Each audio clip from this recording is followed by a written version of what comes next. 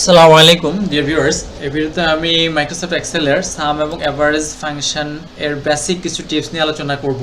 তো ভিউয়ার্স, স্ক্রিনে আপনারা একটা টেবিল দেখতে পাচ্ছেন। তো এখানে আমরা কিছু টোটাল করছি ভিউয়ার্স, দেখেন তিনটা টোটাল করলাম, তিনটা এভারেজ করলাম ভিউয়ার্স। এখানে কিছু সাবজেক্ট আছে আমরা যোগ করলাম। তো একটা ফরম্যাট আমরা করলাম ভিউয়ার্স, এখানে দেখতে পাচ্ছেন যোগ করে, যে এখানে দেখা যাচ্ছে যে যোগ করে সেগুলো দেখা যাচ্ছে যে এখানে কি আমাদের ভ্যালু এরর দেখাচ্ছে এখানে, আবার এখানে কিন্তু সেম দেখাচ্ছে। এভারেজের ক্ষেত্রে দুইটাতেই ঠিক দেখাচ্ছে, আবার একটাতে ভুল দেখাচ্ছে। আসলে এই সমস্যাটা কেন হচ্ছে ভিউয়ার্স আমি সবগুলোই এখন দেখাবো। তো ভিউয়ার্স, টোটালটা আমরা যদি ম্যানুয়ালি করি ভিউয়ার্স, যেমন ম্যানুয়ালি বলতে যেটা ফর্মুলা বলতে, যেমন যোগ করে যেমন প্রথম এই সেলটা লিখলাম, তারপরে যোগ দিলাম, তারপরে এইটা পরেটা ক্লিক দিলাম, তারপরটা ক্লিক করলাম, তারপরে এটা শেষেরটা। ওকে, এখন আমি যদি যোগ চিহ্ন দিই, তো এখানে আমার ভুল দেখাচ্ছে, ভ্যালুটা এরর দেখাচ্ছে যে আমাদের যেটা দরকার ছিল এটা। তো এখানে কেন ভুল দেখাচ্ছে ভিউয়ার্স, এইটা কিন্তু আমরা কোনো ফর্মুলা ইউজ করি না, এটা হচ্ছে আমাদের ম্যানুয়াল ফর্মুলা যেটাকে বলা হয়।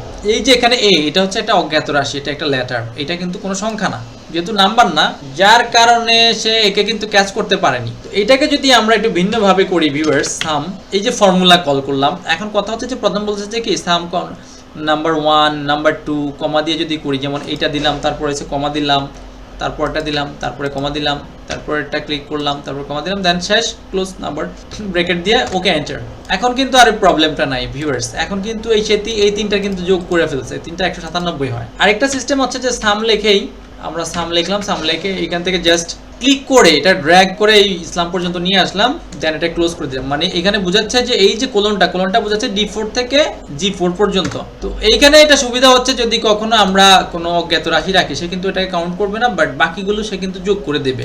তো ম্যানুয়াল সিস্টেমের কিছু সুবিধা আছে, আবার এই আমাদের ফর্মুলা গঠিত যে সিস্টেমটা, এটাও কিন্তু এটার কিছু সুবিধা আছে, কিছু অসুবিধাও আছে। তো এটা আমাদেরকে বুঝতে হবে যে কখন আমরা কোনটা ব্যবহার করব। তারপরে দেখি এভারেজের ক্ষেত্রে সেম ঘটনাটাই ঘটবে যদি আমি ম্যানুয়ালি করি। ম্যানুয়ালি হচ্ছে যে এখানে চারটা সংখ্যা আছে, চারটাকে যোগ করে ভাগ করব, তাহলে আমরা এইভাবে লিখতে হবে, প্রথমটা যোগ, দ্বিতীয়টা যোগ, তৃতীয়টা যোগ, চতুর্থটা লিখলাম, দেন ব্র্যাকেট দিয়ে ক্লোজ করে, যেহেতু চারটাকে ভাগ দেওয়া হবে 4 দ্বারা।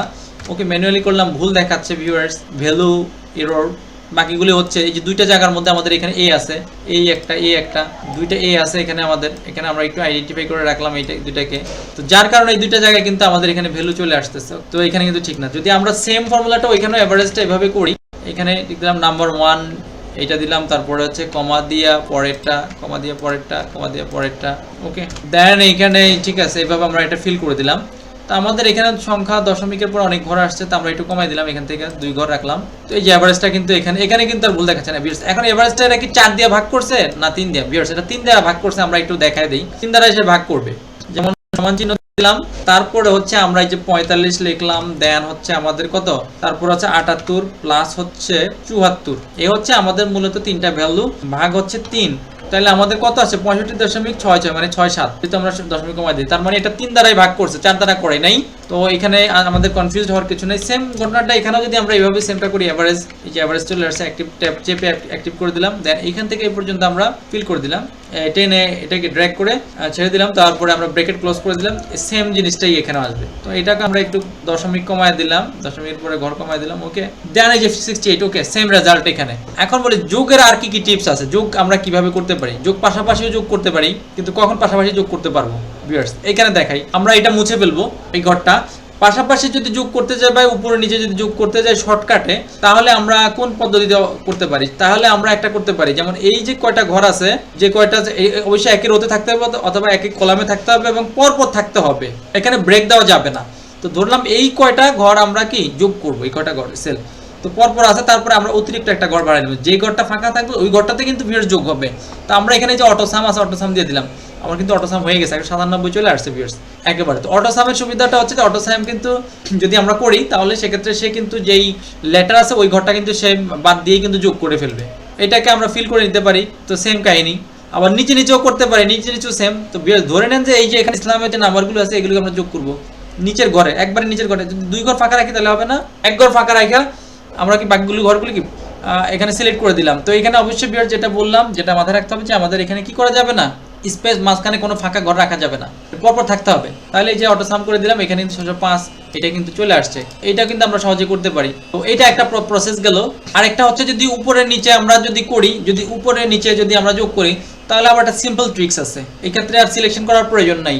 কিবোর্ড থেকে আপনি জাস্ট যেমন এই টোটালটা সবগুলো যোগ করবো আমরা, টোটাল কত মার্কস হয়েছে, কিবোর্ড থেকে জাস্ট অল্টার আর ব্যাক স্পেসের পাশে যে সমান চিহ্ন আছে অল্টার চেপে ধরে সমান চিহ্ন দিলাম, অটোমেটিকলি সে কিন্তু উপরেগুলো ক্যাচ করবে। তবে এই ফর্মুলাটা কিন্তু পাশাপাশির জন্য প্রযোজ্য নয়, এটা উপরে নিচের জন্য। ওকে এন্টার, যে টোটাল এগুলো কিন্তু যোগ করে দিয়েছে ভিউয়ার্স, সে কিন্তু এগুলো যোগ করে দিয়েছে। তো পাশাপাশি যদি করতে চাই এবার টান দিয়ে আইনে আমরা ছেড়ে দিতে পারি, এটা করতে পারি, যেমন এটা দরকার, এটা আইনে আমরা এখান থেকে অটো সাম করে দিলাম, এই যে এখান থেকে, বা এই সিলেক্ট করার পরে অল্টার সমান চিহ্ন দিলেও হয়। সিলেক্ট করার পরে সিলেক্ট যদি করে নেই তাহলে অল্টার সমান চিহ্ন, আর যদি উপরে নিচে হয় তাহলে অল্টার সমান চিহ্ন, এটাকে সিলেক্ট করার প্রয়োজন নয়, উপরে নিচে হলে আমাদের কি সিলেকশন করার প্রয়োজন নাই। পাশাপাশি হলে আমরা এটা হয় এখান থেকে করতে পারি অথবা অল্টার সমান চিহ্ন দিলাম। ওকে, এই যে যোগ হয়ে গেল। একটা হলে তো পরে বাকিগুলো এমনিতে আমরা ফিল করতে পারি, এটা একটা সুবিধা। এইটা গেল ভিউয়ার্স কিছু শর্টকাট টিপস। আর এভারেজের ক্ষেত্রে ভিউয়ার্স আপনারা বুঝতে পারলেন যে আসলে এভারেজটা আপনারা কোন তরিকায় করবেন। এভারেজে যদি এরকম কোথাও যদি কনফিউশন মনে হয় যে আমাদেরকে, আপনারা সবসময় যদি একেবারে এক্সাক্ট ভ্যালু কোনো ধরনের প্রবলেম ফাইন্ড আউট করতে চান তাহলে আপনারা ম্যানুয়ালটা অ্যাপ্লাই করবেন, ম্যানুয়ালটা করলে সবচেয়ে বেটার। আর এভারেজটা যদি অনেক সংখ্যা হয়, মাঝখানে গ্যাপ দেওয়া হয়, তাহলে আপনার এভারেজটা এই এভারেজ সূত্র দিয়ে করবেন না, তখন আপনারা অবশ্যই এই এভারেজটাই যে ম্যানুয়ালি করার চেষ্টা করবেন। আর যদি একেবারে পাশাপাশি হয় তাহলে অবশ্যই আপনারা সূত্র দিয়ে করতে পারেন, কোনো সমস্যা নাই। তো ভিউয়ার্স আশা করি আপনারা বুঝতে পারছেন। তো ভিডিওটি ভালো লাগলে অবশ্যই চ্যানেলটি সাবস্ক্রাইব এবং শেয়ার করবেন।